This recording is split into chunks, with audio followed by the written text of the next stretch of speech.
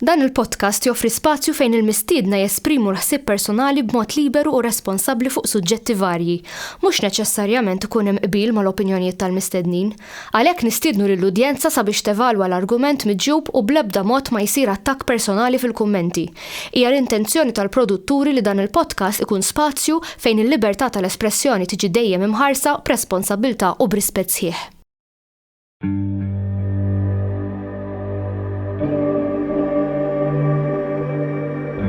Perhaps we need some outside universal threat to make us recognize this common bound. I occasionally think how quickly our differences worldwide would vanish if we were facing an alien threat from outside this world. Grazie David għal darbohra. Ningrazzja lilek Sajan. N-nies jikkommentaw li għax ġili jaħsbu li nkun għadin nġildu, intamma. Le, nġildu. Daw tfajjiet. Nkun għadin nitkellmu normali. Għax ma naqblu f'kollox, insomma. Jek taqbel f'kollox ifimni, ma tantx kun interessanti d-diskussjoni ta' ifhem. Nara David, Marte. Ifimni, interessanti. Nitkellmu ftit fuq il-pjaneta Marte, l-ewwel nies qed nagħmel it-teżi tal-PhD tiegħi fuqha. Ġifieri. U jekk naraw l-istorja ta' Marte, peress li hija waħda mill-pjaneti li hemm forsi l-iktar li jista' jkollha l-ħajja fuq il-wiċċ tagħha, dina kaptivat il-bniedem minn żminijiet il-qedem. Għaliex għax l-ewwel nies meta tkun qrib id-dinja tidher bħala isa qatra ħamra fis-smewwiet u titfadija mhux ħażin. Jiġifieri tista' tara assoċjata mad-demm u mal-gwerer u mal-gwerer. Ta' Salamun kien hemm kamra wkoll, jiġifieri. Jiġifieri ilhom jafu biha sew u l-mitoloġija ta' Marte ilha li żviluppat daw l-aħħar 5000 sena. Kemm il-żmien il-Babilonji u anke ovvjament daħlet fil-Panteon tal-allat Griegi. Pala rea, pala l-alla tal-gwerra Marte. Però qisu ħadet spinta il-pjaneta Marte meta bdew jibnu teleskopji akbar. Okay? Qisu fl-aħħar tal-seklu 18. Okay, fil-1900s, 1880s, sa 1900s. Hemmhekk bdew jibnu teleskopji kbar, u peress li Marte għandha biss fiha biss nofs id-dinja, mhux daqshekk faċli li tara id-diska tagħha. Ma tantx tista' tara features fuqha. Okay? Però mill-ewwel kienu diġà qed jaraw, pereżempju, li għandha polarized cap fuq li għandha silġ. Ovvjament, nafu li waħda mill-requisites li għandu bżonn il-ħajja hija l-ilma. Allura ovvjament kif bdew josservaw li għandha is-silġ fil-North Pole tagħha fil-pol tat-Tramuntana, mill-ewwel bdew jispekulaw. Okay, jispekulaw li forsi jista' jkun hemm il-ħajja. U li ġara kien li diġà kellhom diġà kien hemm nies bħal pereżempju Percival Lowell li kellu wieħed mill-ikbar teleskopji dak iż-żminijiet lejn l-aħħar tal-1890s, okay? U da beda jibni l-mapep tagħha. U da osserva ħafna rigi dritti fuq il-wiċċ tagħha. All right, osserva daw il-rigi dritti u bena di teorija li peress li Marte kienet iżgħar mid-dinja, all right, peress li kienet iktar il-bot, kienet iktar kiesħa, all right, kienet dinja eqdem, kienu jemlu li iktar ma toħroġ il-barra fis-sistema solari il-pjaneti ikunu eqdem. U iktar ma jkunu qrib ix-xemx ikunu għadhom żgħar. All right? Kien jaħsbu li ħelli joħra toħroġ bix-xemx. Xiex li? Kienet toħroġ bix-xemx.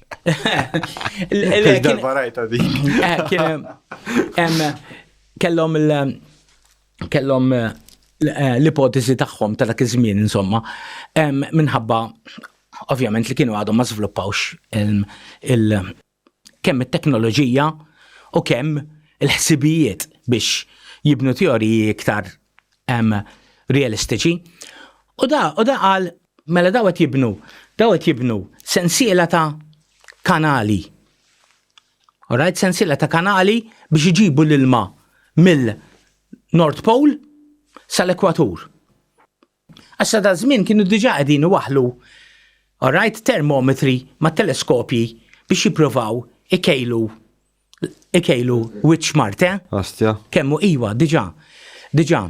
Ovvjament l-affarijiet kollha mbagħad ħadu spinta bil-gwerra, Ġifieri, però anki qabel l-ewwel gwerra diġà kienu qegħdin jieħdu xi kejl ta' kemm iħoxna l-arja u ndunaw li l-arja probabbli ħafna irqaq minn tad-dinja u kemm fiha ilma. Alright, undunaw li fiha ħafna inqas ilma minn tad-dinja. Imma kien hemm biex taxxaq wkoll partijiet minn Marte jidru qishom ħodor. Allura kien hemm min qed jaħseb li hemm partijiet li huma miksija bil-pjanti. Astja. Alright? U kien hemm dak li kien ħaseb li hemm il-dalaw Madonna widin u Żgur, Percival Lowell, dawk il-kanali. xkun darba. Iwa l-kanali. Imma dik propjament, dik ġiet minħabba li kien hemm osservatorju ieħor Taljan, alright, Schiaparelli. U Schiaparelli qal li ura channels. Issa channels jistgħu jkunu naturali. Imma dik ġiet tradotta ħażin għall-Ingliż bħala kanali, imma kanali huma artifiċjalment mibnijin. Allura da x'ismu hemm Percival Lowell. Percival Lowell qal mela jekk huma kanali. Bnewhom x'esseri daw. Allora bdew mbagħad pereżempju bdew jippruvaw jibgħatu sinjali l-Marte. Pereżempju l-ewwel darba li bdew fl-Eġittu kienu mhux bnew ishom imlew gandotti bil-petrol u qabduhom forma ta' kliem biex jarawhomx minn hemm. Qed tifhem? Ġifieri diġà kienu sa 1900s kulħadd kien jemmen li Marte hemm xi forma ta' ħajja. Kulħadd jemmen. U mbagħad ovvjament ġie rakkont ta' H.G. Wells, War of the Worlds, li mexa fuq l-istess qisu teoriji ta' dak iż-żmien li l-Marzjani kienu iktar avanzati minna, però d-dinja tagħhom kienet qiegħda tmut, allura kellhom bżonn jiġu f'dinja li hija iktar ħajja. U jiġu jieħdu over id-dinja tagħna, jinvadu d-dinja tagħna. X'ismu? Issa mbagħad diġà kien hemm nies li ma jaqblux kien hemm nies astronomi bħal pereżempju Antoniadi li xejn kienu kol kellu teleskopju kbir u kien josserva u l-ħin kollu jgħid isma' jien ma tnara xejn milli qed jara da. Percival Lowell x'qed jara da. Alright, jien ma tnara xejn minnhom daw il-kanali. Jiġifieri, u fil-fatt anke fil-1920s ħal-ewwel kejl u qal le probabbilment Marte tant hemm kundizzjonijiet ħorox li probabbilment fuq il-wiċċ tagħha ma jistax ikun hemm ħajja. U kellu tasal il-gwerra u tgħaddi l-gwerra fil-ħamsinijiet fejn bdew jibnu dawk it-teleskopji kbar, bdew ukoll setgħu jibgħatu anke raġġi bir-radar. Mela bir-radar u jaraw naqra l-inklinazzjoni tal-art kemm huma għoljin u sabu li hemm il-muntanji u affarijiet hekk u hemm il-ħofor u x'ismu fuq Marte. U mbagħad bdew jidhru, pereżempju fil-teleskopji kbar, mbagħad daw il-kanali osfru. Ma bdewx jidhru. Allora il-mistoqsija l-misteru huwa x'kienet jara da Percival Lowell. Ħafna nies jaħsbu li hu kienet jara dak li jgħidu la peredolja. Iġbi kienet jara ħafna toqob craters wara xulxin. Alright, imma il-teleskopju tiegħu ma kienx b'saħħtu biżżejjed biex il-craters jurihom waħda. Allura kien jurihom bħala line. Meta tarawhom mill-bot. Bħal wiċċ ta' Mars u bħal paradolja. Eżatt, il-wiċċ ta' Mars ukoll paradolja, però dak ħafna iktar wara. U mbagħad fil-1964 mbagħad ovvjament kellek il-batu l-ewwel spacecraft il-Mariner 2 ħadet xi 12 ritratt u sfortunatament u riet li Mars hija simili iktar għall-qamar milli għall-pjaneta ħajja. Ok? U kienu disappuntati ħafna ix-xjenzati għax pereżempju sabu li l-atmosfera tagħha hija biss xi aktar minn 100 darba arqaq minn tad-dinja. Isek tlajt fuq muntanji għolja. Anki x'ismu gravità hemm. Il-gravità baxx iktar, hija 2/3. Ma naħsibx li tkun sostenibbli għall-bniedem. Għadna ma nafux jekk dik it-tip ta' gravità Taffettwa għall-bniedem naħseb. jekk taffettwax jekk ikun jista' jerġa' jiġi lura, għadna ma nafux. Però tisiru ħafna Tixrob? Tajjeb. Ġibni dak, titem il-ma jew kieni. Mbagħad nieħu naqra ilma. Insomma, Sajan li ġara kien li wara 1960 thank you. Wara 1964, all right? Disabbotaw ruhom. L-atmosfera kienet irqiqa magħmula ħafna minn carbon dioxide, ok? Sabu li ikun hemm ukoll anke ħafna sandstorms minħabba li l-art ta' Xi kollha ramel. Xi kollha ramel. U kien hemm ħafna sandstorms, it-temperatura hija baxxa. U fil-fatt l-iktar darba mbagħad biex l-iktar vettura li tatna informazzjoni dwar Marte kienet il-Viking. Il-Viking nizlet fuq Mars fil-1966 kien hemm 2, daw kienu propjament 4 vetturi. 2 minnhom jibqgħu in orbita madwar Marte. Satellita? U 2 jillandjaw. U kienu armati isom laboratorji żgħar apposta. U din l-ewwel darba wkoll li saret, di interessanti ħafna. Għax din l-ewwel darba li batu laboratorji li setgħu jiċċekkjaw għal-ħajja. Ok, fija ħsieb warajha biex inti tikkalkula għax naħseb it-teknoloġija kienet primittiva dak iż-żmien għadha. Ma kienx daqshekk avvanzata naħseb. Ifhimni. Għax kienu kun hemm delays. Kif qed inti it-teknoloġija kienet primittiva, però fil-fatt huwa l-ewwel spacecraft li illandja fuq Mars. Ir-Russi provaw Phobos 1 u Phobos 2. Imma dak wara ħafna. Ir-Russi kellhom is-sensiela ta' Mars. Lebda waħda. Xi tnax-il waħda. Lebda waħda mar nexxiela tillandja b'suċċess. Kien hemm xi waħda minnhom għandu kun damet xi ftit minuti u daqshekk. Ibes ħafna biex tillandja fuq Mars. Waħda mill-problemi hija li inti tinsiex ma tistax tuża paraxut biex tinżel biss għaliex l-atmosfera rqiqa wisq. Allora tituża retro rockets. Ok, u jekk daw jaħdmux, pum, tinsiex anke ftit ilu, l-Ewropej tilfu waħda. Lander, krasjat. Għedmem, anke lej l-qamar, krasjaw, li batu Russi fuq lej l-qamar krasjat ftit ilu. Ġifieri, biex tillandja fuq il-pjaneti mhuwiex faċli. Anke bit-teknoloġija għolja li għandna llum. Aħseb wara dak iż-żmien kien iktar, però iktar nista' ngħidlek li kienet għalija fantastika il-mod kif il-laboratorju li bnew fih dan il-Viking. Dal-Viking kellu 3 esperimenti fuq il-ħajja. Kellu wheat l-ewwel li seta' inniżilha pal-gaffa u jtella il-ramel minn Marte. U kellu 3 esperimenti. All right? Wieħed minnhom biex jara jekk jagħtux ikel lill-kampjun tat-trapp ta' Marte u jitfax il-gassijiet tal-ħajja bħal-carbon dioxide jew oksiġnu. All right? Kellu ieħor il-gas chromatograph jgħidulu. Il-fosforus xorta ssir. Ma kienx wieħed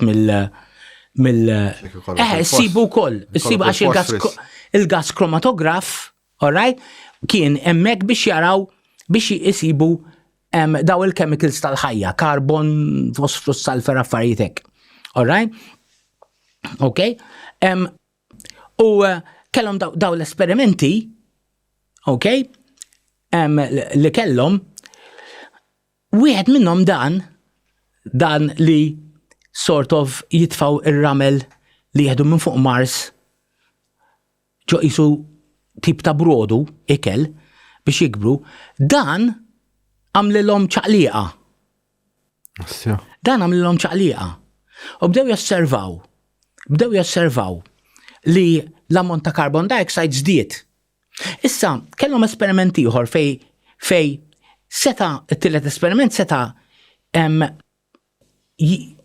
josserva bejn. All right?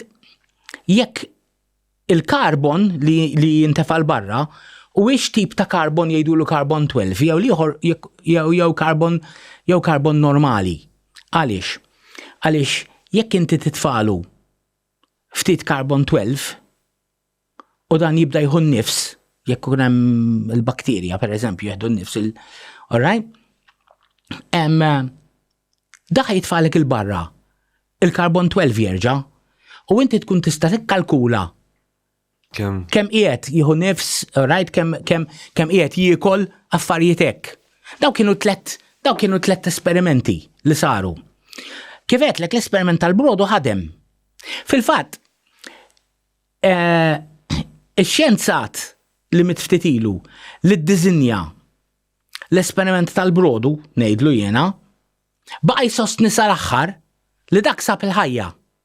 Assja. Fuq Marte. Jekk kien hemm ċaqliqa naħseb jiena. Iwa, imma mhux daqshekk sempliċi għaliex ġara. Dan kitbu ħafna papers xjentifiċi fuq x'ġara. Imma jien naħseb ma nafx l-idea tiegħi. Jekk inti ħadd tazza ilma minn hawn u ma sib xejn. Sawa ara kemm kbir il-baħar. Hemm dik ukoll. Però ma tinsiex huma niżluhom waħda minnhom niżlet rib l-ekwatur fej temperatura taf titlanki 20 grad, mhux daqshekk. Le. Ħaduhom hemmhekk.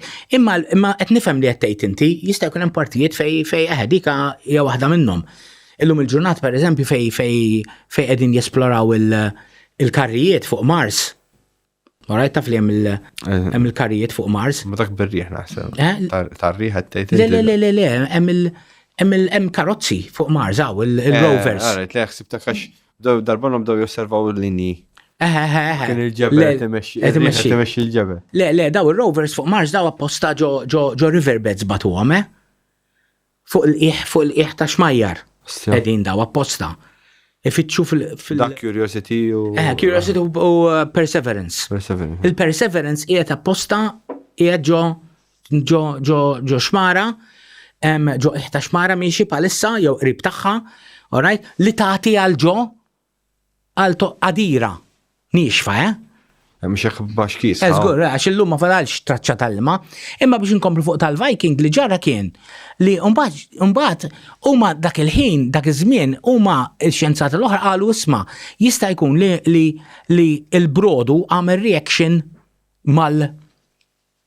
mal-kimiċi li kien hemm x'ismu diġà. ġo Marte u reħa il-carbon dioxide. Fil-fatt, meta reġgħu mbagħad illandjaw diversi vetturi oħra sabu li hemm kimika jisimha msemmija perchlorate. Oħrajn jgħidulhom superoxides. Dawn huma kimiċi reattivi ħafna li kif imissu mal-ilma jerħu l-ossiġnu u l-carbon dioxide. Assja. Għaliex, għax tinsiex Marte tantila taqla radjazzjoni. Tinsiex l-atmosfera rqiqa, allora tħol iktar radjazzjoni. Allora fej Elon Musk irid jinnukja.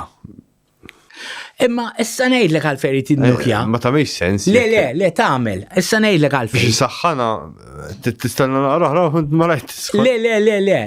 Irid jinnukja u jrid jitfa' l-atomic bombs fuq il-polar ice cap fejn hemm kissja silġ fiha xi 2 kilometri. Hemmhekk hemm silġ. L-ice cap huwa silġ. Jekk inti dak id-dewbu kollu, ħajħaxxinlek l-arja. Mhux vera. Imma kemm ħatitlef minnhom bad fl-atmosfera. Imma il-problema fil-fatt hija dik li Mars li ġara kien li Mars għandha problema. Mars m'għandix magnetic field. Ejwa, dik. M'għandix kamp magnetiku. Allura, meta l-parti ċelli tax-xemx u r-radjazzjoni tax-xemx jaħbtu mal-atmosfera, alright, jonfħu l-atmosfera l-barra. Allora ftit qegħdin iqaxxru l-atmosfera ta' Marte.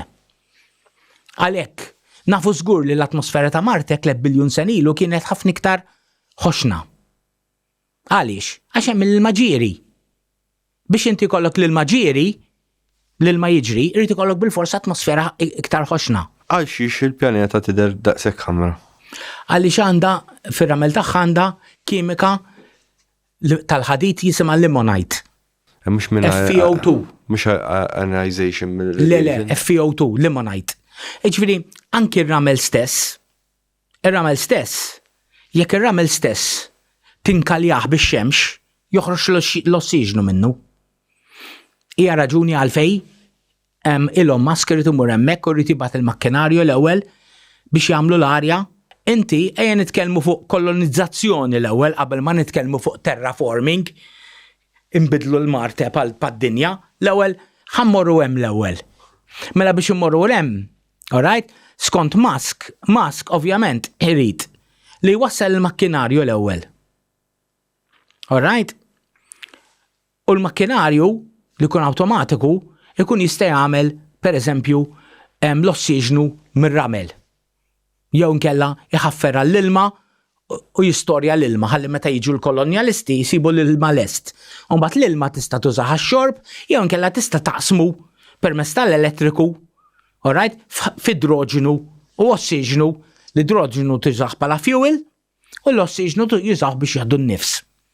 Issa tinsix li l-problema ta' Marte hija li mħabba ċokon tagħha, il-gravità tagħha hija iktar baxxa minn tad-dinja. 60% xi 60% tad-dinja. U ġara. Allura diġà ma tantx tista' żomm atmosfera ħoxna madwarha għax il-ġib inqas. Imma Marte ilha ma nafx kemm il-biljun sena. Alright? Hemm tibla, radjazzjoni u partiċelli mix-xemx li qegħdin iqaxxru ftit. Alright? Iqaxxru u jimbuttaw il-barra l-atmosfera. Għalhekk ġid daqshekk irqiegħa, għaliex? Għax nafu li 3 biljun jew 3.5 biljun sen ilu l-atmosfera kienet ħafna iktar ħoxna. Għaliex kien hemm l-maġieri. Imma jekk jinnukja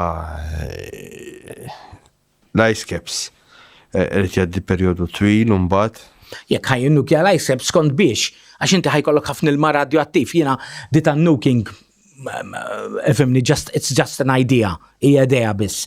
Hemm metodi ħafna inqas. Mhux hekk akket jiena wkoll. Hemm metodi ħafna inqas kif inti tista' tieħolma pereżempju. Iċ-Ċiniżi bħalissa qed jaħdmu fuq il-code fusion. Le, fuq il-fusion. Imma kulħadd fuq il-fusion ma mhux fejn tagħmel hekk, pereżempju jekk inti taqbad. Pereżempju u x-xerret. Ngħidu qed nikkolonizzaw il-Marte u issa rridu nħaxnu l-atmosfera ta' Marte. Naqbdu, alright, u nfirxu il-ħamrija ħamranija fuq l-ice cap. Alright? Jew nkella nfirxu l-ħamrija jew naqalgħu l-ħamrija tkun iktar nsibu ħamrija sewda jew trapp iswed u nfirxuh bit-trapp iswed. it-trapp iswed jassorbi sħana u ħajollilek it-temperatura tal-ice cap u ħajkollok iktar evaporazzjoni. Interessanti di. M'hemmx għalfej. Jew tista' inti wkoll tista' tagħmel mirja fl-ispazju u tiffoka x-xemx fuq l-ice caps. Le li kont qed nara jiena. Peress li jaħdmu fuq dil cold fusion huma għamlu xemx. Fusion. Mhux cold fusion. Hot fusion din. Hot fusion, sorry. Hot fusion. Sorry, għandek raġun. Cold fusion xi ħaġa oħra. Tista' tressaq bħal xemx fil-post. Tista' tagħmel reattur nukleari jaħdem bil-fusion. Il-fusion issa bdew qishom mixin lejn triq li forsi jagħmluha. Qed tifhem? Fl-aħħar qed jirnexxielhom iżommu għax kien hemm ħafna problemi teknoloġiċi. M'hemmx għalfejn laqas hemm bżonn fusion bħalissa n-NASA qed tibni reatturi nukleari żgħar. Li mhumiex fusion huma fission normali. Tista' tieħu dawk. Biżejjed, dawk ħajħdu l-qamar. Per eżempju, qed jibnuha mal-qamar, qed jibnuha meta mmur jerġgħu fuq l-qamar qed jibnuha mal-Marte wkoll. Alright? Kull waħda minnhom dawna ikunu ma tantx huma kbar daw fihom xi metru u kull waħda minnhom minn għalija kull waħda minnhom tissupplixxi xi kilowatt. Qed tifhem? Kollok 10 minnhom għandek 10 kilowatts. Qed tifhem? Qed jibnuhom żgħar issa. Dik it-teknoloġija hija aktar possibbli. Il-fusion għad fadlilna. Għad fadal naħseb 10 snin oħra biex il-fusion jirnexxielhom joħorġu iktar enerġija minnhom milli qed jitfgħu. Qed tifhem? Però risqin, mixjin. Alright?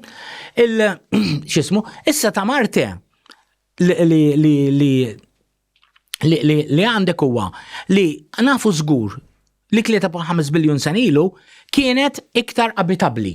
Alright? Kella atmosfera iktar ħoxna, kella l-maġiri, kella l-ibħra. Taħseb li kien hemm ħajja. Okay? Ma nafux għadna. Għaliex li ġara kien li jider li fil-wiċċ m'hemmx. Ħanejlek għalfej. Jider li fil-wiċċ ta' Mars m'hemmx. Għaliex illum tant għandna satelliti iduru ma' Marte u biċċiet minnhom huma għandhom optics vera tajbin, pal pereżempju il-Mars Reconnaissance. Il-Mars Reconnaissance kapaċi tara tieħu ritratt ta' wiċċ ta' bniedem minn 200 km l fuq. Biex tara naqra il-kemmija sensittiva. U ma naraw l-ebda ħiel ta' annimali jew pjanti. All right. Forsi fil-passat. Issa fil-passat jien naħseb li fil-passat iktar naħseb li jekk kien hemm huma mottijin bil-ramel issa. Edem, għax taf xiġri anki fid-dinja. Ma forma ta' microbes jew forma ta' dik ma nafx insaq, jiena iktar naħseb li forma ta' microbes. Ħanejlek għalfej, għax kieku inħoss li konna nsibu, diġà konna nsibu xi forom ta' jew fossili fil-wiċċ.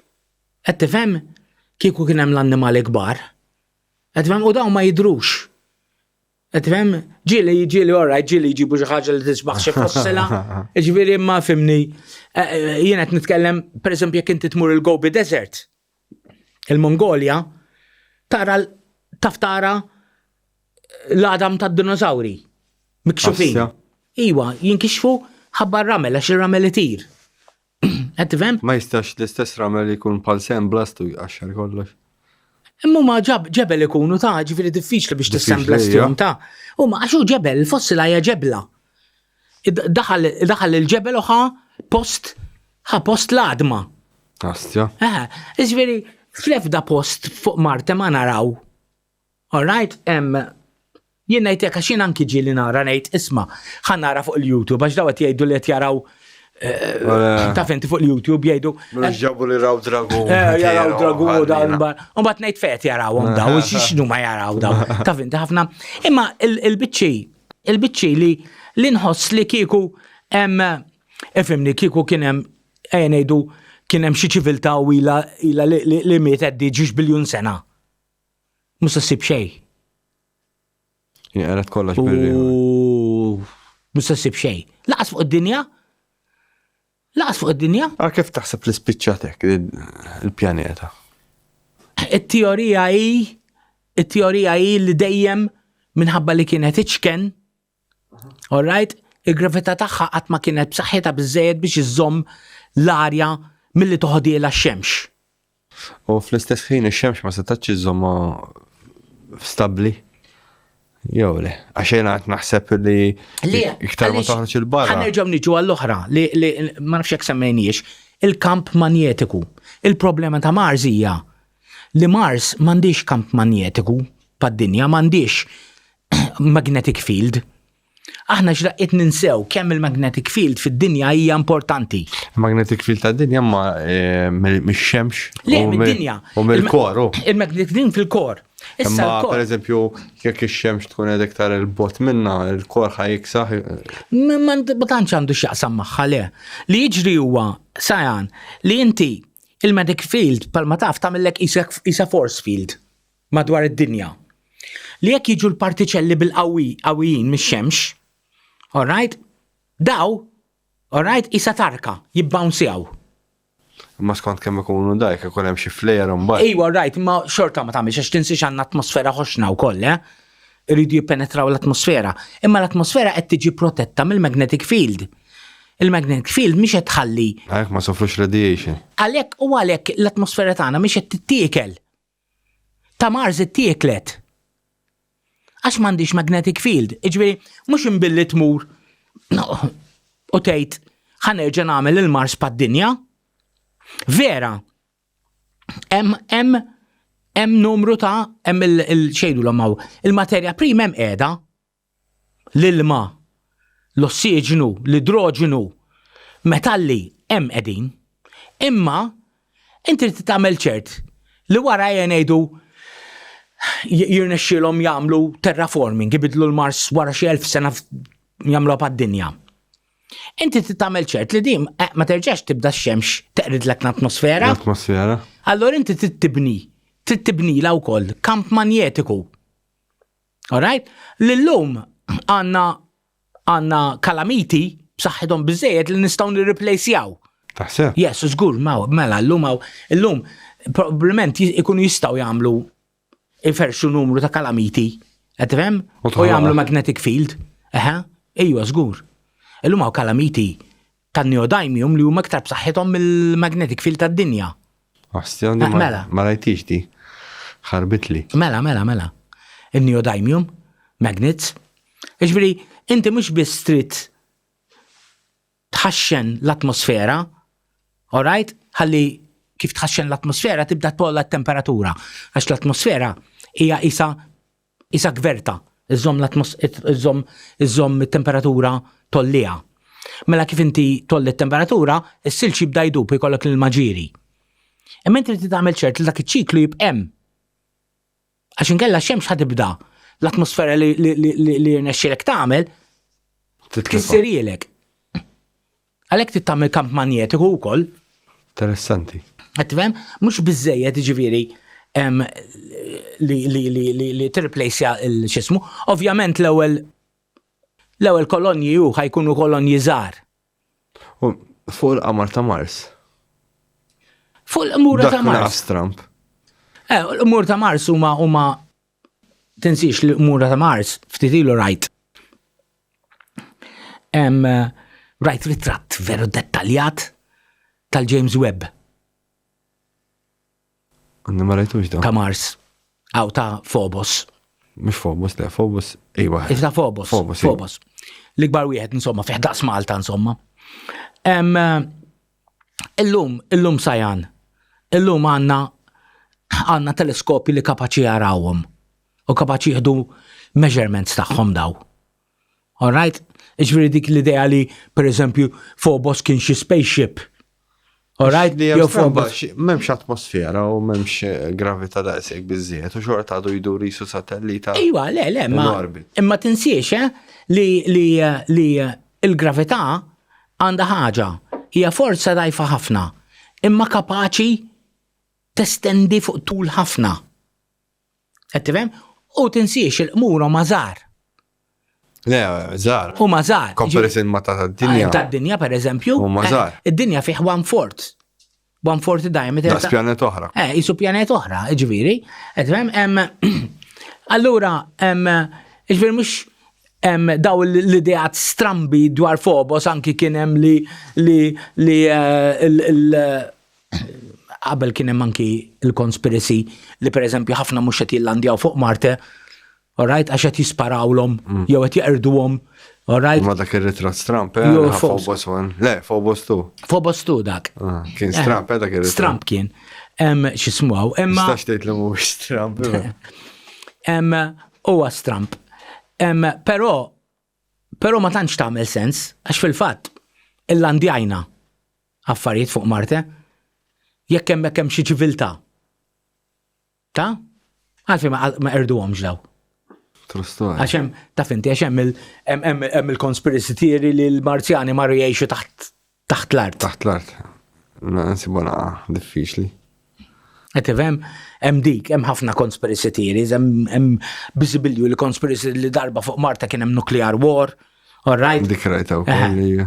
Minħabba li sabu ċertu isotopes li għandhom xaqsmu, all right, li jiseħħu li jizdiet il-konċentrazzjoni tagħhom meta tisplodi l-bombi atomiċi. Għax dak insibu għawek, imma ma sabux il-ħġiġ. Le, ma bħal ta' Trinity Glass ma sabux. Iwa, ma tittifhem ukoll li Wiċċ Marte hija bombardjata bl-atomi u bil-partiċelli. Il-ħin kollu ħafna iktar bil-qawwi mid-dinja. Id-dinja mhux il-kamp magnetiku biss għandek l-ozone layer ukoll. Iġri għandek ħafna u l-atmosfera kollha jipproteġu il-wiċċ minn dal-bombardament. Imma l-istess eżempju isotopes nsibu fid-din id-dinja nsibu hemmhekk ukoll. U mela. Bl-istess livelli u xejn. Però Marte jeħfef mid-dinja għandin qas metalle. Aha. Ija, jekk tieħu d-densità tad-dinja li għaxi 5.6 grams per centimeter cubed, ta' Mars hija xi 3.4. Ġifieri probabbilment m'għandix kor tal-ħadid, għalhekk m'għandix kamp magnetiku. Qed tifhem? Probabbli m'għandix l-aħħar waħda li niżlu fil-fatt kienet apposta li niżluha apposta biex tkejjel it-terremoti fuq Mars. ċaqliq. Din waħda minnhom kienet. U biex taraw wkoll jekk kif inhi l-istruttura ta' Marte minn ġewwa. Għax importanti li tkun taf l-istruttura x'inhi minn ġewwa. Mess attracts mess, u naħseb li. Però li nafu, all right, li Marte, ovvjament il-kundizzjonijiet, qed tifhimni, biex toqgħod fuqha Marte huma kundizzjonijiet huma aħjar minn tal-qamar, għax naqra atmosfera hemm. Ixini għandek materja prima iktar, għax għandek l-ilma. Probabbilment ikun hemm saffi tal-ilma taħt l-art. Taħt l-art. Qed tifhem? Għandek il-minerali. All right? Fil-ramel. Okay? Iġifieri biex inti tniżżel xi ħaġa hemmhekk awtomatika, qed tifhem, u tibda tħaffer u tibda tipproduċilek l-ossiġnu u tipproduċilek il-metalli u tipproduċilek l-ilma biex meta jinżlu n-nies ikollhom il-supplies lesti. Melux bdejt nara li jekk ikun hawn tipu ta' space cowboys se tisejħulhom jaqbdu jduru l-pjaneti biex jiġbru l-minerali prezzjużi. Daw irridu jikkalkulaw jekk ikun hemm ħadid u affarijiet oħra u kollu xejn. Tinsiex li. Naħsibx li hija target tajba Mars. Jekk m'hemmx ħadid. Hemm inqas, ma jfissirx li m'hemmx għax tinsiex kif qedlek ma jkunx hemm heavy metals għax il-ramel tagħha jkollu mimla ħadid.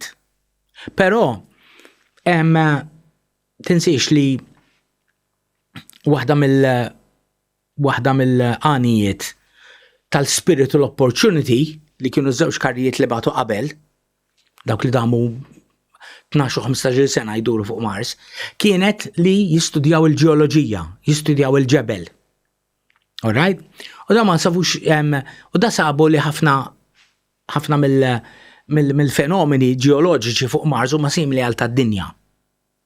Għedbem mhux differenti. U kol tinsiex li daw kellhom ma' spektrometer, ġifi daw setaw jaqraw.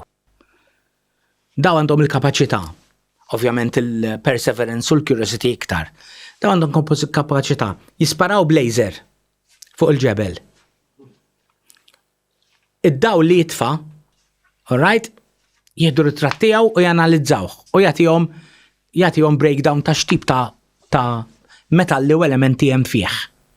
Astja. Ejja, mela. Huma sofistikati għalhekk huma ħafna flus, huma sofistikati immens. Huma jsibu metalli hekk simili għal tad-dinja. Qed tifhem? Il-ħafifa Marte l-iktar għax m'għandix kor. Issa jista' jkun li tinsiex il-kor tad-dinja f'format, all right, fil-bidu tinsiex fl-ewwel ftit miljuni ta' snin meta d-dinja f'format, id-dinja kienet red hot, taħraq. Allura il-materjal kollu tqil, il-metalli tqal kollha erqu lejn nofs, għax id-dinja kienet likwida. Astja. All right, u formaw il-kor. Kor. Okay? Imma xoħut minnhom meta bdiet tiksaħ xoħut minnhom inqabdu pockets għalhekk għandna l-minjeri u xi ħaġa simili probabbli ġrat f'Marte wkoll. Però m'għandix kor, jiġifieri jista' jkun li ħafna mill-metalli għandha huwa scattered. Fil-wiċċ. Mhux qiegħed fil-wiċċ. Fil-wiċċ viċin. Mhux qiegħed fin-nofs qed tifhimni? Ma baqax niżel lej il-kor. Alright? Il-qamar l-istess ukoll. Però qamar diġà nafu li pereżempju il-qamar hemm ħafna pereżempju fil-wiċċ hemm ħafna titanium. Ejja dik rajt astja. Ħafna aluminium. Alright? Hemm ħafna magnesium. Jiġri għandek numru ta' minerali. Il-magnesium mhux qed tippjuresta bil-melax kieku jaqbad. Le, dak ikun f'kimiċi u inti trid tipproċessaħ dan. Però vantaġġ ieħor inti li għandek li pereżempju ġurnata fuq il-qamar hija ġimagħtej. Mela għandek ġimagħtej xemx. Imma bagħad għandek ġimagħtej dlam, Allora fid-dlam għandek bżonn nuclear reactors. Mars le, Mars għandha ħafna affarijiet li huma simili mad-dinja.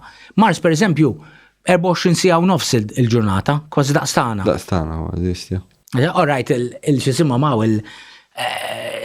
il-sena hija kważi d-doppju tagħna. Allura ix-xtiewi huma ħafna iktar twal, għalhekk temperatura taqa' ħafna iktar. Ifhimni fuq l-equator, veru titlalek fis-sajf, titlalek 24-25 grad. Fis-sajf. Fis-sajf, imma waqt fix-xitwa tinżillek 120-130 grad. Taħt iż-żero. Lalla. U żgur, għax ix-xitwa atmosfera ftit għandha tinsix l-atmosfera iżomm misħana. All right, allura ma tantx hemm xi żomm misħana. Bħad deżerti, insomma, no? Simili. U m'għandek sħab, ftit li xi għandek sħab. Rari jkun hemm sħab fuq Marte. Allora dej faraq biżlek fuq l-alieni. Bħal met nagħmlu aħna.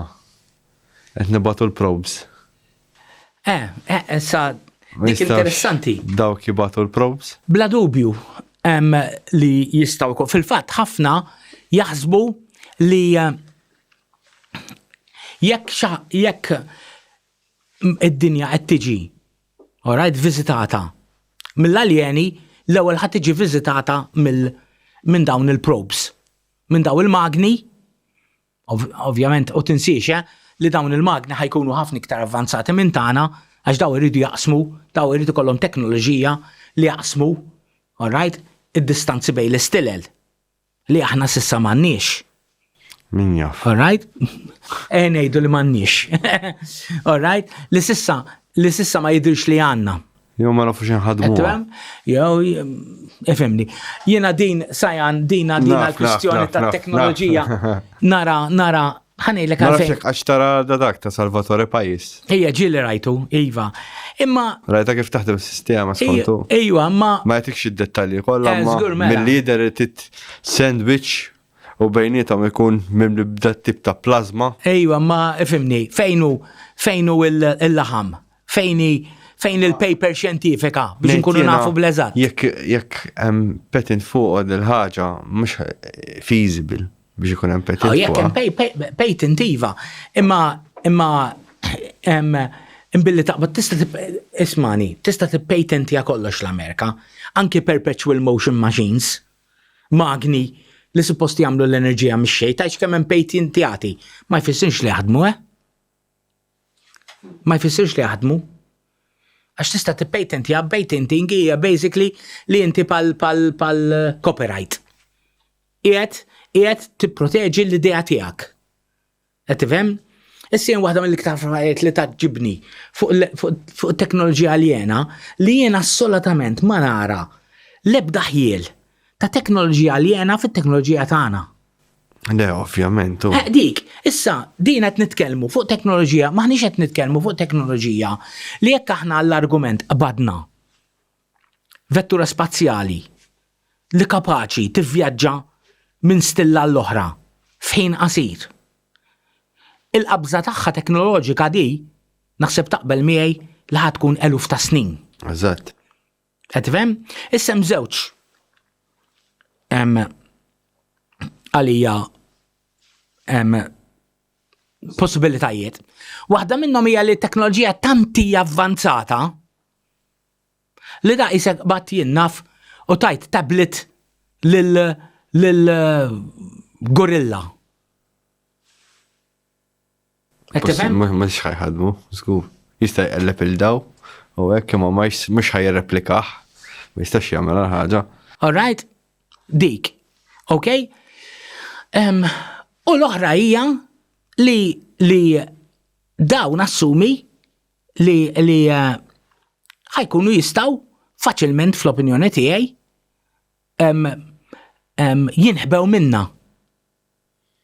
Qed tifhem? Cloaking. Di mhux cloaking biss kif tip, inti fejn taf li m'għandhomx teknoloġija biex jibnu bniedem daw.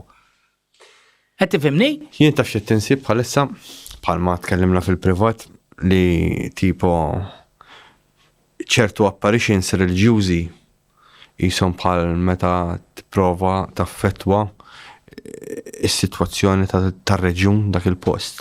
Ekket naraħħom jena. Tipo bħal ta' ġuża mifsut jena li l-apparazzjoni tagħha hija xi ħaġa ta' simili bħal marajt jiena, x-xemx iddur ma x-xemx ma jistax iddur, impossibbli. Però ta' ġuża mifsut għax inkontem ta' ġuża mifsut, jiena kontem ħafna drabi. Ġuża mifsut kienet tgħidlhom ħarsu lejn ix-xemx, u tinsix li meta tħares lejn ix-xemx int. Toħloq dak x'tara f'għajnejk. Tattik swet u taħraq ir-retna. Ir-retna. Qed tifhem? Iġda qatt ma kien hemm xejn. Da ma kienx hemm il-UFOs qed joqogħdu jtiru ta' li qed jarawhom, da tgħidlhom ħarsu lejn ix-xemx. Suppost qed tara xi ħaġa, all right, qed tara xi ħaġa għax fl-opinjoni tiegħi huwa kwestjoni ta' nies li huma delużi biex ma ngħidx affarijiet oħra, all right, u n-nies l-oħra ma jagħmlu xejn, ma jaraw xejn. Qed tifhem? U mbagħad tgħidlhom ħarsu lejn ix-xemx u taraw. Żgur li tara dawk u grazzi arriva tnara, żgur qed jinħarqulek sejrin hekk iċ-ċelluli ta' għajnejk. Għax tħares lejn ix-xemx. Għax qed tinsib ċertu affarijiet, pereżempju anki kien hemm persuna li kellha laħam ħażin tgħid, u mbagħad fieqet minnha. Imma daw fimni, ma jekk tgħid. Raddak id-dawl fejn nasplajaw tina x'kienet. Imma smani, Sajan, imbilli jgħid xi ħadd li kellu. Ħafna nies jistgħu jiddiagnożjaw lilhom infushom. Le. Għax din il-problema. Nejja tipprova nagħmel sens mill-ħaġa. Iva, imma inti tifhem ukoll. Mhux qed ngħidlek isma' ġuża hekk, ratek jew ratek, just ħsieb teorija. Sajan, inti tifhem li meta ninżlu taħt ċertu livell, things make no sense. Meta tinżel fil-level fid-dinja kwantistika, fil-quantum universe, things make no sense. All right, hemmhekk għandek partiċelli jisparixxu jiġru iktar mid-dawl. Dika stramba iva. Jagħmlulek tunneling, all right, jikkomunikaw ma' xulxin. Iġviri, aħna bħala bnedmin hija il-xismu tagħna li nippruvaw nagħmlu sens. Għax kif inġibu knowledge mhux billi nagħmlu sens ta' dak li huma dwarna. Dik hija l-mod kif aħna inkabru l-erf. Qed tifhem? Billi tinvestiga, all right? Mbagħad, okay, u tiskopri. All right? Ma fiha xejn li tibni teoriji, imma ir-rakkonti aneddotali, rakkont ta' persuna, speċjalment nies li ftit ħajkollhom grounding fix-xjenza daw, ftit ħajkunu jafu Sajan x'qed jaraw u x'qed jesperjenzaw. Dik ħaġa stramba wkoll għax il-fenomenu jittarget janis li jaħdmu l-għalqa. Dik li jaħdmu l-għalqa ġifieri li jgħixu minn fuq l-għalqa. Dik hija stramba wkoll. Imma jista' jkun għax forsi huma l-iktar fl-apert. Ma stja jien għandi mara rat jufu. Kienet edha tonxor. Dik waħda naf jiena, ma nafx iżjed.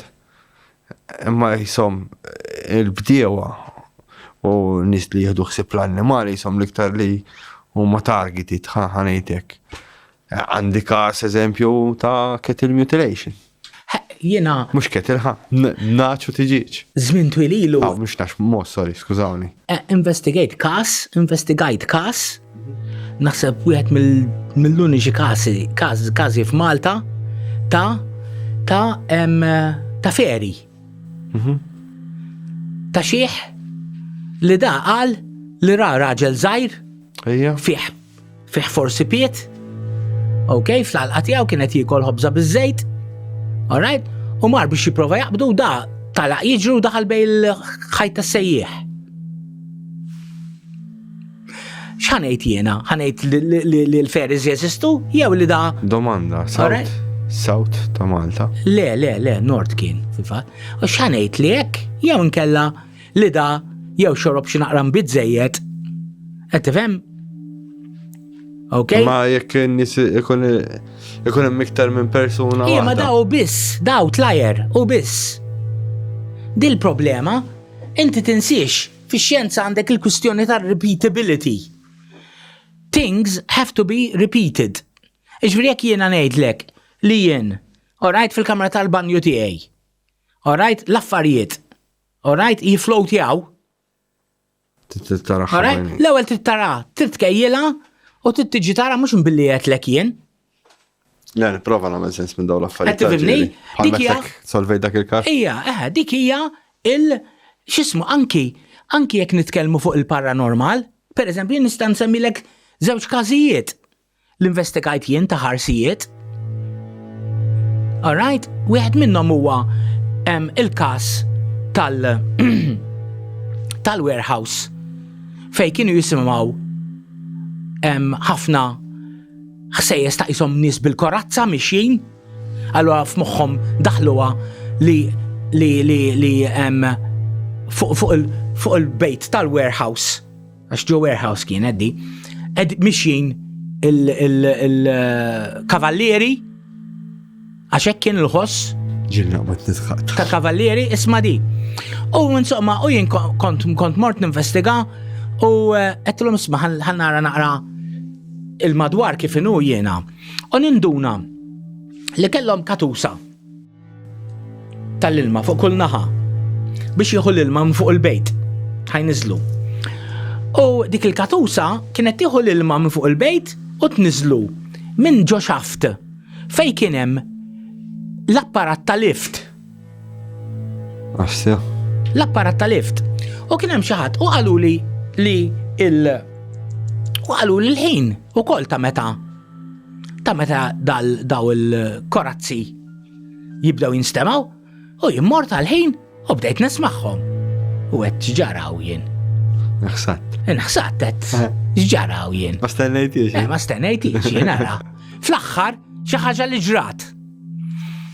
U kien u kull darba u ġrat xi 3 darbiet di fl-istess ħin. Kien ikun xi 11. U mort niċċekkja u qed din għandha x'taqsam dal-ħoss. Qed xi ħoss li qed jiġi minn x'imkien ieħor. Daħħalt f'moħħi.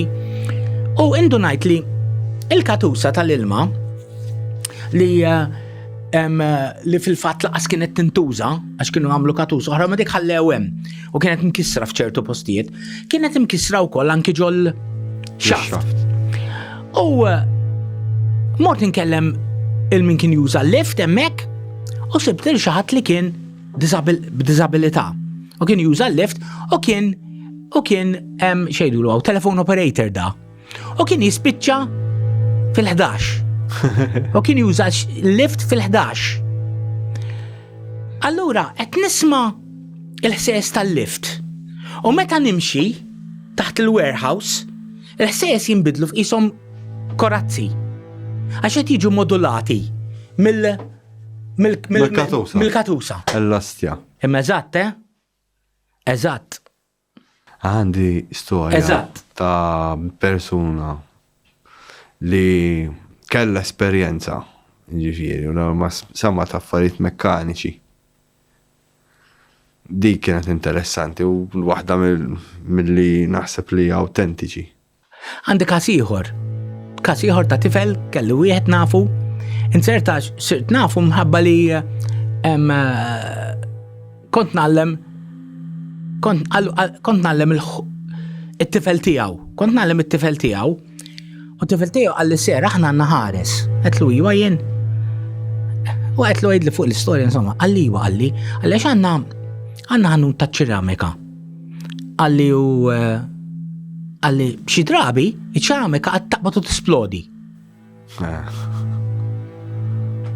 Għetlu nista' niġi nivvestiga jien nara di, għalli mela li għalli snejt id-dadwejja. Għalli nixtieq nsolvu aħna għax Capodamonte kien jiswew il-flus. Ummur jien nidħol insomma ġol ħanutek kellu il-ħanut kellu tapit minn dawl ħoxnin hekk ngħidilhom jien jisom bis-suf, taf inti. L-affarijiet jaqgħu jintilfu fihom, fitted carpet. U kellu tifel żgħir. Tlu daħħu kiż-żgħir għalli ħija żgħira, għalli da jżommu ħaw magħhom. Għalli ġieli jżommuh magħhom.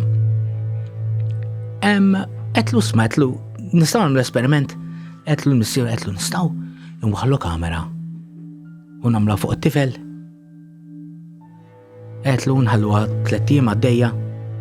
Għalli t-tifel mhux dejjem hawn, għaliex ġieli jmur l-iskola tiegħu ta' żara insomma. Qedlu hija xort nagħmluha.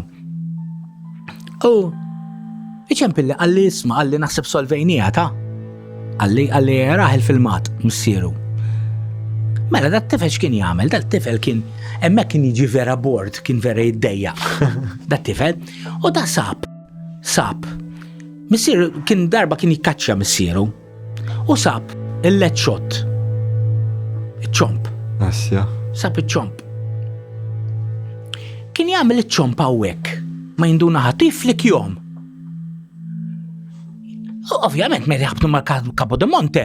Paħ! Jisplodi. U ma jaqgħu u jintilfu qalb il-tapit. Il-tapit. U mbagħad fil-fatt fiċċejthom mat-tapit jien u sibthom. Il-leċċot għetlu għara x'inhu jiġri jien. Għetlu da tiddejja u sab mod kif jilab da. Sab mod kif jilab. Not expensive. Mela, għettifem, imma, efimni, jekk ma tipprovax tkun xjentifiku kif tanalizza l-affarijiet, jiena nista' ngħidlek anki meta jiena qabadni pereżempju il-ħaddiela, meta qabadni ħaddiela, Ettaw, aħna jien għetlu jien ma nemmen fxej u ħajpattijeli. Ekket, għalix tantija. Alright, biex nispiegaw xin nħaddiela.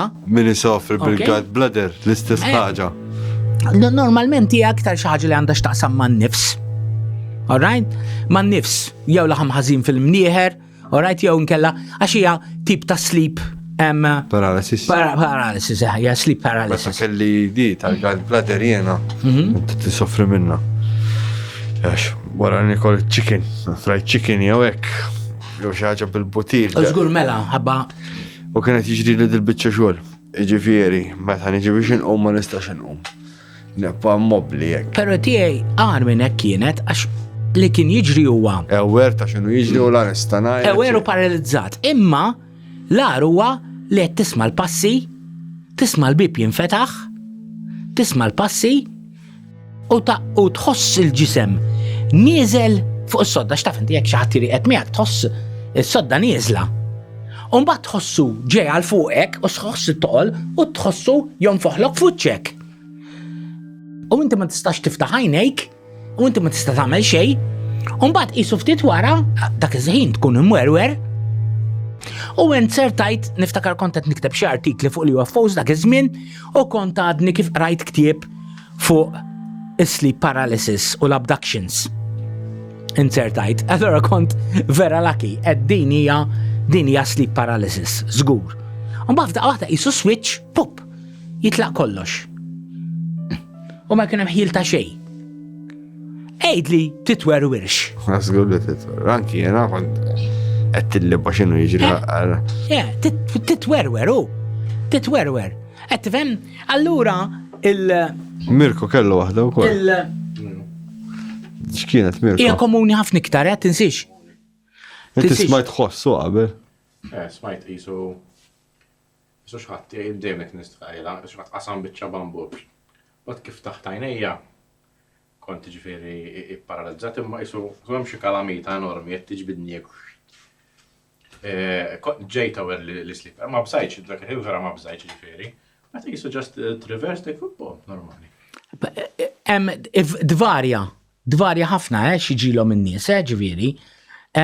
Ovvjament tista' timmaġina xi ħadd li mhuwiex aware totalment kemm ħajibża. All right? U ma tort li jgħid li da għandu ħares jew xi ħadd hekk, għax hawn min jiġrilu repeatedly. Speċjalment kont qed titkellem fuq, kont qed li jekk kellix każ ta' abduction. Fil-fatt, tajb li nitkellmu dwaru għax il-każ tal-abduction għandu ħafna x'jaqsam, all right, ma' sleep paralysis ukoll. Mela dana kelli kont nagħmel programm, kont nagħmel feature f'programm ta' Gloria Mizzi minn baqa' d-dar kien fuq il-paranormal. Ovvjament kien mill-aċċettiku, all right, però kont nilqa'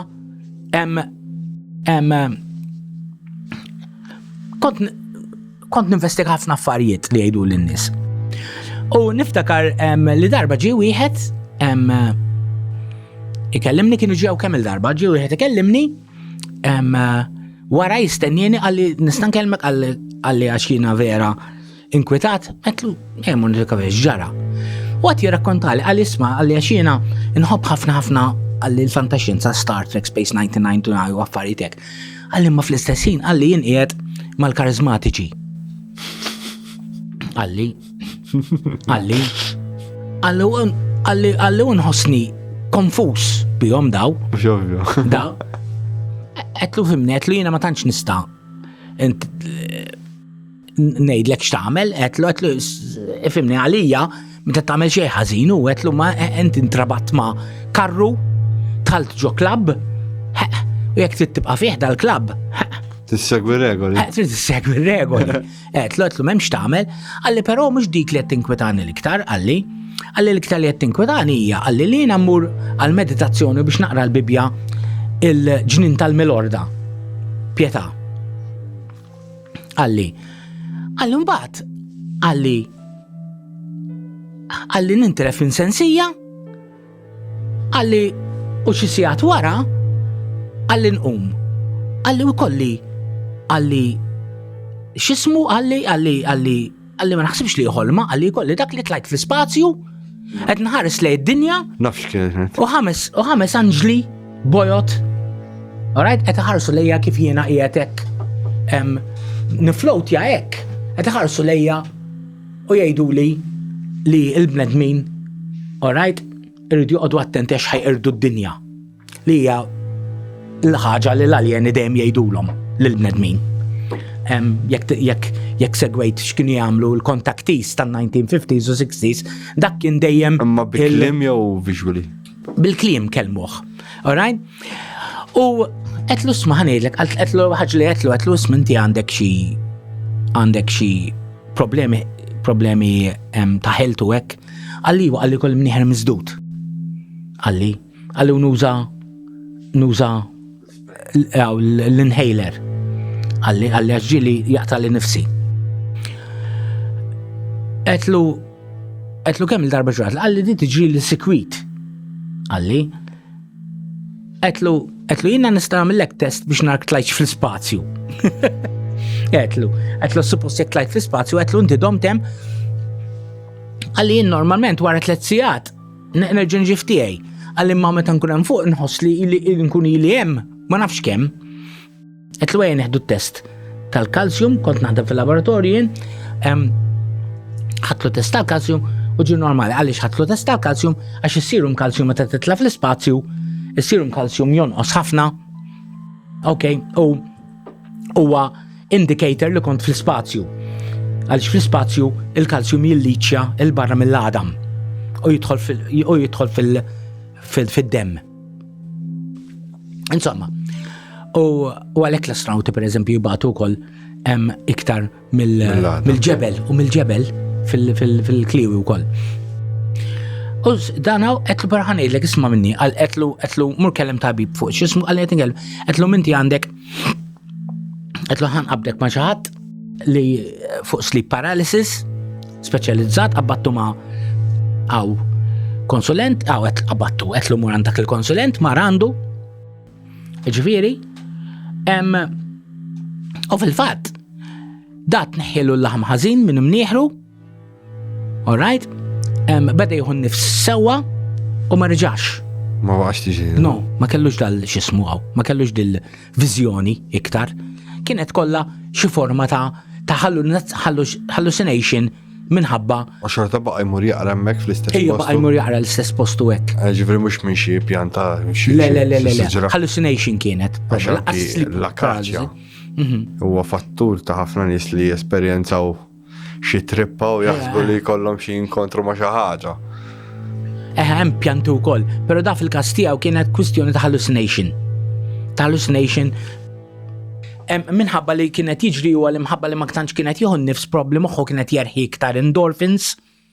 All right? Allora kienet ikollu il-hallucinations għax jiżdidulu n-neurochemicals ta' moħħu. Astja. Interessanti. U ovvjament, mbagħad il-hallucination ħatkun. Xi memorja. Il-memorji u l-affarijiet li tħobb inti. Xi ħaġa li hija reliġjuża daw in-nies kienu qishom anġli li ra l-aljeni. Jiena għalhekk qedlek forma ta' abduction, però bħala abduction klassika, all right, jiena qatt ma kelli kasa u Malta, Ne, jien m'għandix kas ta' abduction imma għandi kas ta' kontakti. Ġifieri kuntatt, messaġġi jaslu lu tipo mhux kliem, imma visions. U naf li dal-bniedem għax għal-nien ma konx nemmnu minn. Mbagħad meta tara xi ħaġa stramba miegħu għal darba tnejn, mbagħad tgħid x'ellost jagħmel, x'taqbad tagħmel. Temmen ma temmenx. Imma mhux għax temmen, imma l-ewwel tittara kiex kwistjoni ta' mental health. L-ewwel. Jien rajt il-UFO miegħu minn li qedlek fit-2019 meta bdejna nitkellmu, ma tipo minn hemm bad il-kurzità ta' kif il-fenomenu jagħmel interaction mal-bniedem. Dik il-kurzità l għandi jiena. Tipo għalfej dil-persuna li ma tafx taqra u tiktebha. Għalfej eżempju il-messaġġ li jagħti huwa l-istess messaġġ bħalma jagħtu kull kontakti jiġifieri tibża d-dinja. Iwa rajt, imma dak huwa messaġġ li kulħadd. Imma da mhux imma huwa messaġġ universali wkoll. Ma da mhux bniedem li jisma' jaqbadlek l-internet joqgħod ifixtek. Iwa ma jekk forsi ra fit-television jew ra xi science fiction film. Xejn ma jifhem. Jekk tgħidlu xi ħaġa bl-Ingliż jgħidlek mi Malta mi. Fimx irid ngħid. Imma ħafna drabi n-nies ifhimni. In-nies ikunu qed jieħdu l-affarijiet anki subconsciously, David, jiena rajtu fucking UFO, rajtu. Iwa, mhux qed ngħid li ma rajtx, mhux dik qed ngħid. Ma nistax nifhem il-ħaġa. Ma nistax nifhemha. Le, ifhimni, id-dinja it doesn't owe us any explanations. Ideally, ejwa. Oh, things that you think they're probably true, they're probably aren't. Qed tifhimni jiena dejjem ngħix bil-filosofija li kombinazzjoni.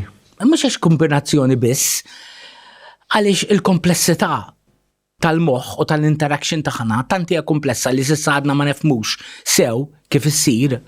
All right? Issa dina differenti mill-kwistjoni tal-UFOs li qed jaraw, all right, tal-UAPs li qed jaraw l-Amerikani. L-Amerikani li jidher li jista' jkun hemm traċċa ta' teknoloġija hemmhekk, qed tifhem? Ta' teknoloġija stramba, ok, però hawnhekk qed nitkellmu fuq affarijiet li għandhom l-impatt fuqna. Tinsiex li hemm skola sħiħa psikoloġika li tistudja il-UFOs, l-effett psikoloġiku. Dik taffaxxinani. L-effett psikoloġiku. Għalfej lilu qed jorih daqs li kieku jsum Alla u l-anġli u affarijiet oħra ta' reliġjon u jiena li qed naraħat bħala ta' teknoloġika xi ħaġa drone. Le għax imma dika għax ovvjament fiex tkun l-iktar li influenza lilek. Jekk jien da ovvja li l-imaġri tiegħu dak li qedlek jien ħatkun fantaxjentifika, iħobb il-fantaxjenza. Iħobb jara Star Trek. All right? U reliġjuż. Mela ħajaqgħad dawk iż-żewġ temi flimkien. Qed tifhem? Issa tinsiex. Dawn huma very, very powerful teams li għandhom effett kbir fuq il-nies. Alright? L-effett jista' jkun anki effett negattiv. Jiena niftakar darba oħra wkoll minn baqa' darba wieħed bellaħni, darba ġie wieħed kont għamilta fuq il-kulti jien. Għamiltu fuq kulti. U bdejt nispjega kif il-kulti, alright, jippowċjaw in-nies, u mbagħad kif jibdew jibbrainwashjawhom, qed tifhem? U peress li kulti ħafna drabi jkunu żgħar, allura jdu żommu ħafna iktar kontroll fuq il-membri tagħhom, għax jekk jitlaq membru wieħed minn kult, telaqlek percentaġġ għoli. Imma jekk jitlaqlek minn reliġjon kbira, ir-reliġjonijiet kbar jaffordjaw li jitilfu in-nies. U daġi wara, daġi, u għalli jena ġejek wara li ħriġt mill-xandir, għalli jena ħammur naqbes. Għetla ħatmur taqbes. Għetla għallik mill-tum wara naqbes, mux ħammur nħdu kafe ximkien jena u intu nejdu kelma sort of, għetlu. U ma għonna tjed l-istoria. U għalli isma, għalli għaxina, għalli ma tantx għandi ħbib lonely u hekk għalli u tħalt f'grupp karizmatiku. Mhux karizmatiku, f'grupp religious, nżommu hekk. F'grupp religious. Għallu dal-grupp qal hemmhekk għamilt ħbib ġodda u hekk u x'ismu hawn, għamilt ħbib ġodda, qal però kull darba li ntaqgħu il-kbir tagħhom hawn jgħidilhom tridu iskom tqerru l-ikbar dnub li ma tistgħux tikkontrollaw. Da ovvjament kien għadu żgħir, da qallu jien nixtieq immur ma' mara. Xejta barra minn hawn. Ifhem? Kien għadu żgħir da, ifhem. X'ismu? Allu jo, għal inti hija, għallu trid taħdem fuqha din, Għallu biex dix-xewqa kemm jista' jkun. All right? Iżomma lura kemm jista' jkun. U ma taħsibx fuqha. Il-kwistjoni id-dnub tax-xewqa. Hija terġax da miskin laqas bisamela. Ejja ngħidu, all right, ejja ngħidu għall-argument li hija xi ħaġa ħażina li naħseb il-koll naqblu l mhijiex. Mhijiex, all right? Imma ejja naqblu hija xi ħaġa ħażina. Hija xi ħaġa naturali. Eżatt. Qed fhem da miskin xewqet juri da, iġda ġiġaġi. Manipulat. Qed jgħidlu ħadd kastigak għax-xewqa da. U da kien xi 3 xhur qabel minn għalija kien għal-ħabta ta' Ottubru. U kien risaq il-miliet. Da kien ġi meta daħal magħhom kien risaq meta ġi ħdejja kien rib il-miliet. Għalli issa għalli għaqta xi ġrali, għalli issa għalli għamilna waħda mill-aħħar laqgħat u għetlu ħaqin xorta naħseb fuqhom in-nisa rrid immur magħhom. Kien onestu da. Ma gidiblux. Għallu? Għallu le, ma għallu inti tittamel penitenza ta' xar. Ma tiġi xaw. U kisru psikoloġikament. Għalix il-ħbib kollha li kellu, għax tinsiex da jkollu il-ħedd ikollu influenza kbira, Iġviri, dawk il-ħbib kollha li għamel, u naħseb li kienet tiċċomba xi waħda xi tfajla wkoll da, spiċċa għamlu xar ma jkellmuhx da, Iġviri da, spiċċa qatta. Is-sejħa. Spiċċa il-Christmas, imma meta ma jkollok xbieb, għax tinsiex il-min jittarget jaw. Allura, isma' di mela. Tinsiex il-min jittarget jaw. Ara kemmi tajba. Sajan. Ara kemmi tajba der-reliġjon mela isma' jekk għandek problema int ħan niżolawka. Alla. Ija, Kwarantina. Mela, iġbi dak spiċċa, iżolat, psikoloġikament imkisser, depressed. Jiena dejquni daw li jitolbu l-flus. Ħafna minnhom jitolbu l-flus. Iwa, ma mhux ovvja. Hemm daw li jgħidu isma' għax l-orjentazzjoni sesswali tiegħek hija ħażin, min iżoppu biex jgħidlu l-orjentazzjoni sesswali tiegħu jekk ħażina jew le. Jekk bniedem irid ikun gay, trans, Seja, naqbel miegħek perfettament. non-binary, jistgħu jagħmlu li jridu n-nies. Naqbel miegħek perfettament. Da, għax di ma konkludejtix, issa niġi għal tiegħek ukoll. Għax li għattejt naqbel miegħek perfettament. Imma dan spiċċek, u meta ġi għandi, it was a cry for help. All right? Etlu ismaħnilek. Etlu għini semma qdiet oħrajn li huma aktar sekolari li tista' tidħol fihom jekk tissib xi tfajla. Etlu. All right? U hemm qdiet oħrajn. U wkoll etlu imur jara psikjatra wkoll. U Marja psikjatra u rranġa dan u għaqdu u da daħal faqdiet oħrajn u telaq minn magħhom daw. Għax kienu jagħmlu l-ħsara. Qed tifhem? X'ismu l-istejjerek, bħal-di, ġifieri. Ejwa, huma komuni ħafna. Ovvjament, inti tinsiex, meta inti waħda mill-modi kif tista' tikkontrolla n-nies huwa billi tikkontrolla l-behavior tagħhom, l-imġiba tagħhom. Once li inti tikkontrolla l-imġiba tagħhom, all right, okay, irbaħtom. Inti tinsiex li meta jkun hawn daw il-kult li għandna fej kif qed inti huma kontra minnu gay, kontra minnu differenti u kulħadd huma midneb imbarruma, qed tifhem? Huma jidher li huma biss sejrin il-ġenna, Alla jbierek da lilhom biss ikellem il-mulej għax huma l-mażolin, qed tifhem? Minn barra l-fatt li da aħna rridu nemmnuhom li huma hekk, ovvjament. Jiena u inti assolutament ma nemmnuhomx. Ovvjament. Ġifieri. L-iktar tibbaża l-fidi tiegħek fuq ktib li huwa miktub li hemm provi li x'aktar x'Kristu ma jeżistix. U li laqas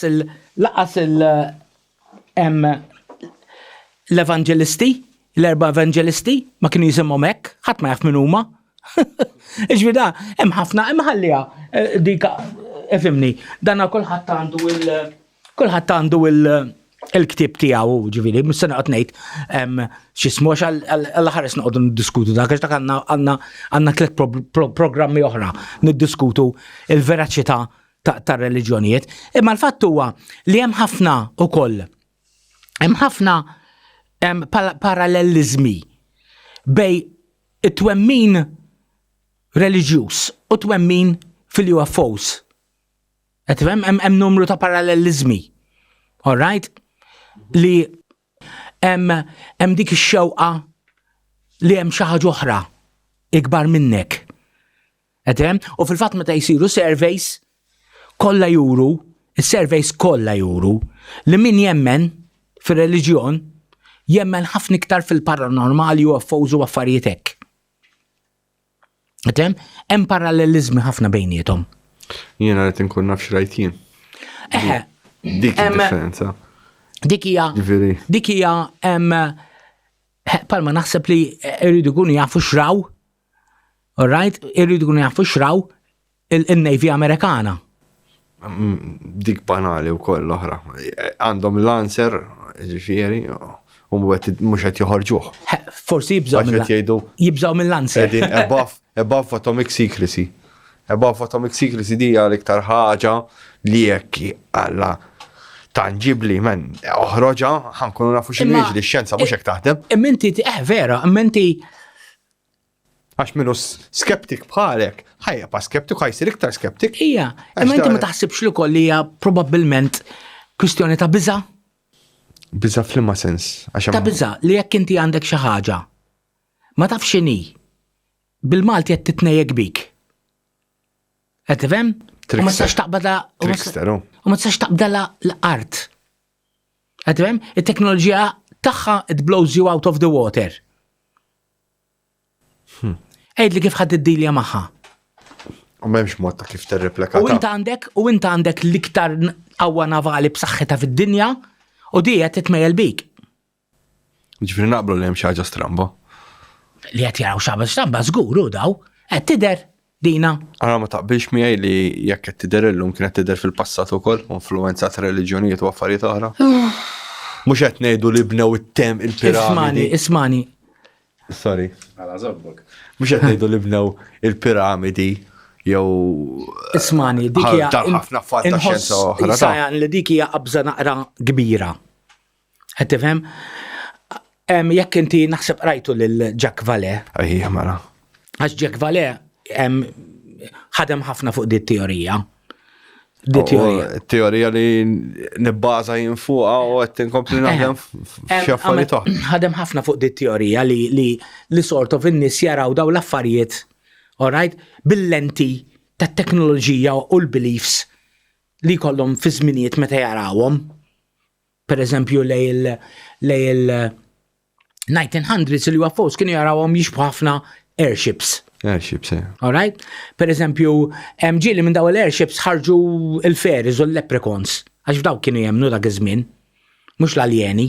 Imma mbagħad hemm pereżempju bħal dik il-pittura tal-Ġermanja vera stramba, ċilindri u triangles u orbs.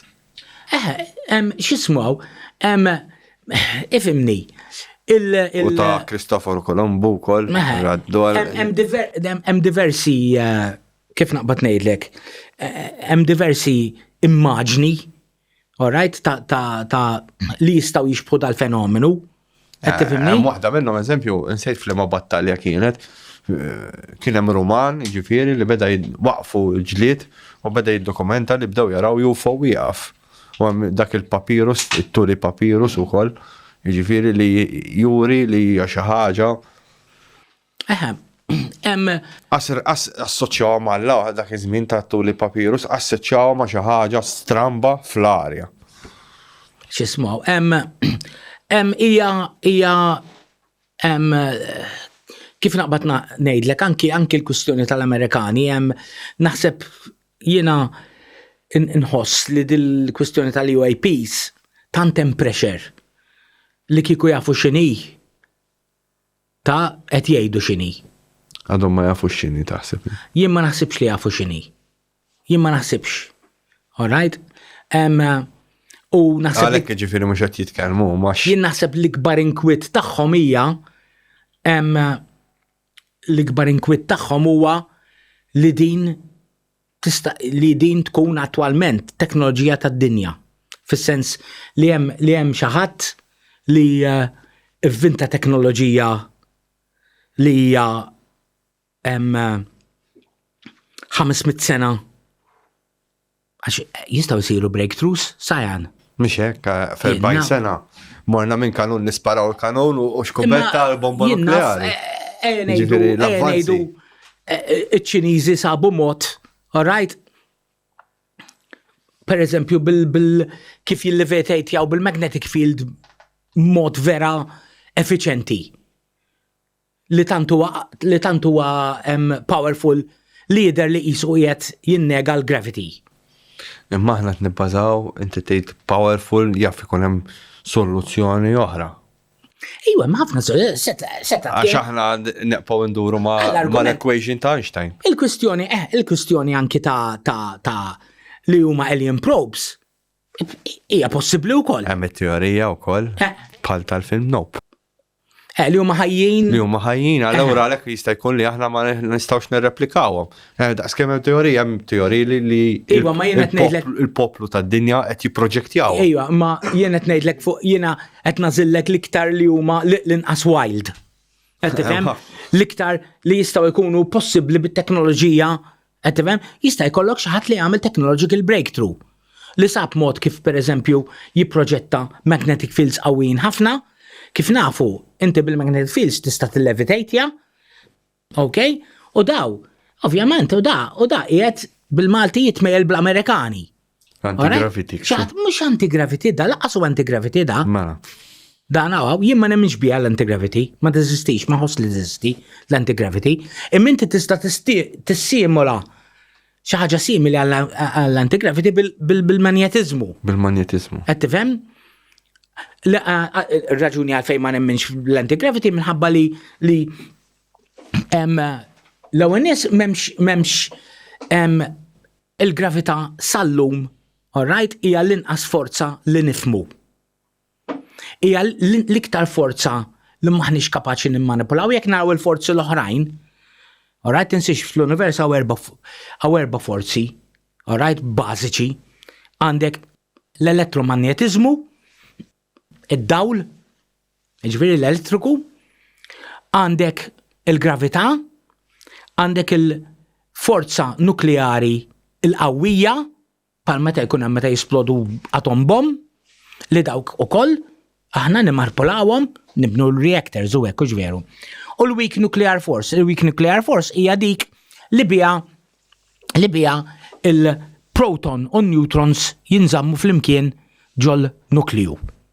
Qed tifhem? Dik ukoll nużawha għal ċertu applikazzjonijiet. Alright? Ġifieri kollha kapaċi b'xi mod nużawhom, nimmarpulawhom, il-gravità biss le.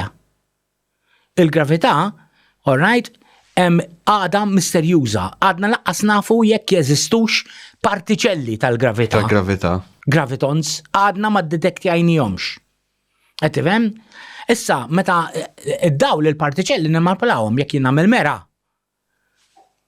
Uġveru, ħaj jirrifletti fuċċek, raċ ta' dawl, qed nimmanipula il-dawl, il-partiċelli, dak huma kollha partiċelli tad-dawl. Għettifem? Ġifieri, imma. Allora bl-istess każ tal-mera. Jista' jkun hemm xi ħaġa oħra li tkun.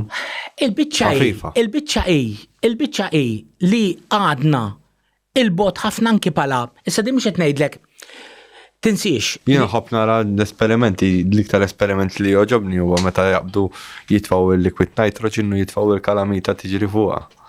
L-iktar l-ostja. Tinsiex Sajan, meta qed nitkellmu fuq teknoloġija għolja ħafna, inti l-ewwel ikollok intimation li dik il-teknoloġija tista' ssir minn dak li qed jaħdmu fuq xjenzati. Per eżempju, palissa nafu li within probablement 10 to 20 years il-nuclear fusion issir realtà. Veru? Għax illum kulħadd jaħdem fuqha. Qed tifhem?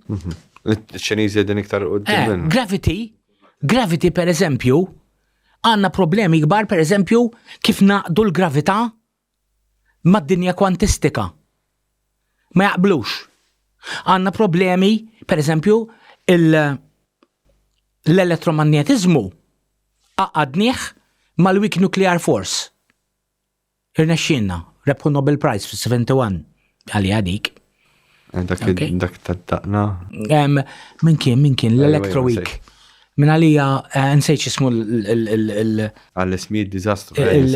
Nobel Prize winner Stephen Weinberg. Kien hemm xi ieħor miegħu. Ejja, kien hemm ieħor miegħu. Stephen Weinberg xaħti għolli ieħor ma niftakrux. L-ismijiet għamlu l-Electro Week. Irnexxielhom. Il-gravità baqa' barra. Il-gravità, all right? Issa, ħafna drabi meta tkun pereżempju ġejja xi avvanz tibda tinduna. Għax pereżempju jekk inti kollok xjenzat u jgħidlek da xjenzat, ara jiena palissa qed naħdem fuq materjal li jidher li da meta tkessħu jiżen inqas. Għax il-gravità ma taqbdux. Allora tibda tgħid issa dejja tiġi replikata mela tgħid ara probabbilment ħajsir xogħol fuq il-gravità. Imma irid ikun tip ta' materjal apposta. Ma saritx di. Meta sabu ma ħadmu il-Podlenkov experiments, all right, ġew replikati u ma kellux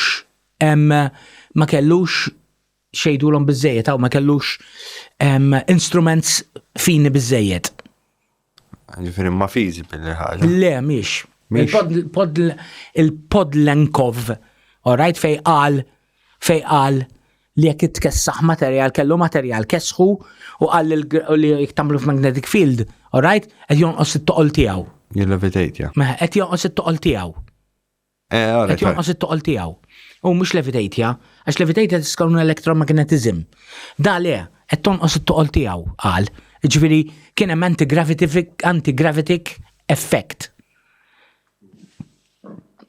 Provaw nagħliha mill-Università Finlandja jew Russja kienet waħda minnhom. Provawha 3 anki n-NASA. 3 laboratorji differenti anki n-NASA sabu li mhix veru, ma kellux di pal tal-cold fusion. Pal tal-cold fusion, ma kellhomx measurements u pal l-aħħar ma nafx naħseb smajt biha żgur l-aħħar space drive dik l-space drive li bnew. Il-cavity drive. Ma nafx jekk smajtux biha. Mhux l-alkubjer, le l-cavity drive. Dil-cavity drive kien isu speċi tal-embut. Speċi tal-embut tal-metall. B'electron gun.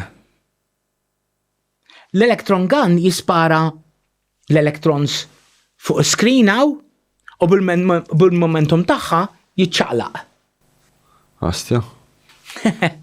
Imma dik il-problema kienet li dik kienet tikser kemm il-law of thermodynamics u kemm waħda mill-laws ta' Newton. U fil-fatt iċ-Ċiniżi suppost għandhom waħda li ħaj tellawha fl-Space Station biex jiċċekkjawha fl-ispazju. Però sissa kull waħda li pruvaw fid-dinja ma ħadmitx. Ma ħadmitx. Alright, minnhom daw. Kienu anki n-NASA, Il-NASA kienu interessati fiha, Wieħed mill-esperimenti sar minn NASA. Għax il-NASA għandhom sezzjoni tal-breakthrough xi ħaġa. Fejn jaqbdu daw l-ideat ta' propulsion systems strambi u jiċċekkjawhom. Mela David, biex nikkonkludu, allura x'taħseb inti dwar il-fenomenu? Jien naħseb li l-ħsieb tiegħek. Jien naħseb li peress li hemm element kbir psikoloġiku, naħseb ħajkun diffiċli ħafna li dal-fenomenu jiġi xi darba solvut. Alright? Jekk nieħdu il-parti, jekk hemm parti li hija teknoloġika minnu, dina ultimately tissolva. Alright? Għax ifimni t-teknoloġija normalment tkun ftit nafu biha u mbagħad f'daqqa waħda tibda tinferex. Qed tifhem? Jiġifieri jekk hemm fil-każ drones li qed jagħmlu dawn il-movimenti li huma movimenti ta' barra minn hawn, alright? Dawna xi darba aħna ħan naslu għal dawk il-kapaċitajiet. Alright, meta naslu għal dawk il-kapaċitajiet ħankun nistgħu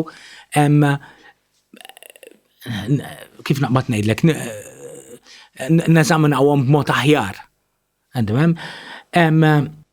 Mill-lat ta' teknoloġija aw mill-lat ta' psikoloġija x'jaħsbu n-nies individwu meta jiġi individwu jgħidlek li ra xi ħaġa dik hija diffiċli ħafna. Għax int għandek individwu. Alright? U jiena tallimt li meta tiġi biex tinvestiga affarijiet li għandhom x'jaqsmu mal-paranormal. Alright? Tinvestiga u tara naqra l-individwu. X'tip ta' individwu, x'sibijiet għandu, kif trabba, ma' min għamilha, x'jemmen. Dawna kollha għandhom effett kbir, alright? Fuq mhux biss x'jara, x'immaġina u anki x'esperjenza. Il-moħħ powerful. Huwa powerful il-moħħ iktar milli probabbilment naħsbu. Alright?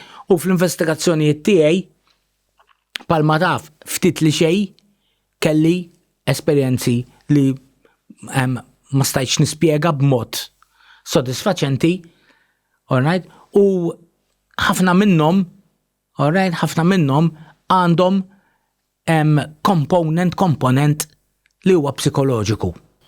M'hemm xi wieħed li tgħid isma' da jista' jkun, ma mhux jista' jkun.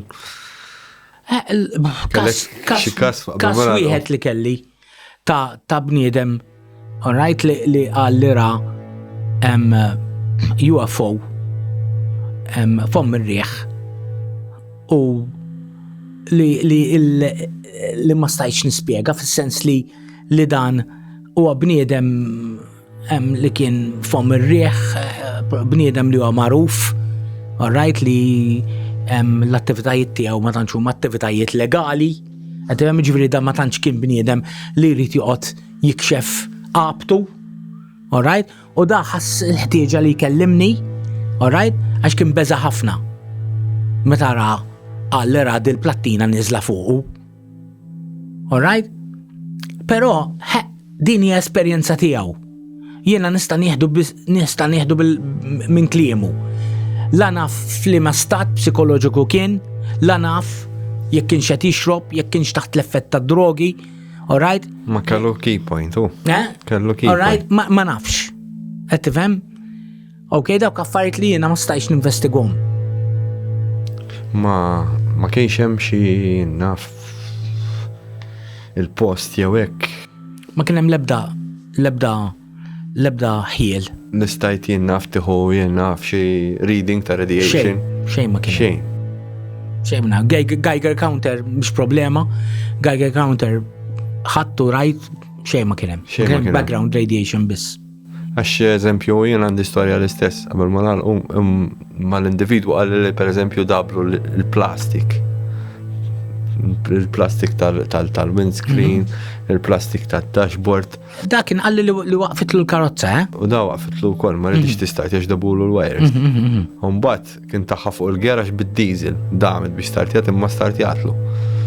Pero dana maħallinix ovvjament nitċekjaw l-karozza. Le da kasilu ġifieri l-istess għax kieku ngħidlek imxew raħwa. Għettifem ġifiri maħallinix, imma pero għalli li kienet waqfitlu l-karozza. Mela, grazzi David. Nirringrazzja lilek. Forsi nerġgħu nagħmlu oħra qudiem. Thank you. Saħħa lejk.